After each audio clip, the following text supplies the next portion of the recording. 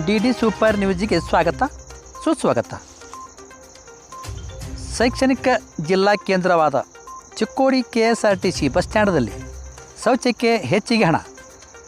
ಹೌದು ವೀಕ್ಷಕರೇ, ಸರ್ಕಾರ ಎಲ್ಲ ಪ್ರಯಾಣಿಕರಿಗೆ, ವೃದ್ಧರಿಗೆ, ಶಾಲಾ ವಿದ್ಯಾರ್ಥಿನಿಯರಿಗೆ ಅನುಕೂಲವಾಗಲೆಂದು ಶೌಚವನ್ನು ನಿರ್ಮಾಣ ಮಾಡಿ ಅವುಗಳಿಗೆ ಇಂತಿಷ್ಟು ಹಣ ಎಂದು ನಾಮಫಲಕ ಹಾಕಿರ್ತಾರೆ. ಆದರೆ ಕೇಳಿದರೆ ಬಾಯಿಗೆ ಬಂದಂತೆ ಮಾತಾಡುತ್ತಾರೆ.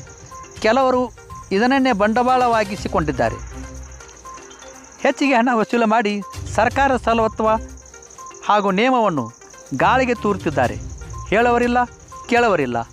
ಇನ್ನಾದರೂ ಇದಕ್ಕೆ ಸಂಬಂಧಪಟ್ಟ ಅಧಿಕಾರಿಗಳು, ಜನಪ್ರತಿನಿಧಿಗಳು, ಶಾಸಕರು ಇತ್ತ ಗಮನ ಹರಿಸಿ ಶಾಲಾ ಮಕ್ಕಳಿಗೆ ಹಾಗೂ ಇನ್ನುಳಿದವರಿಗೆ ಅನುಕೂಲ ಮಾಡಿಕೊಡುವಂತೆ ಮನವಿ ಮಾಡಿಕೊಂಡಿದ್ದಾರೆ.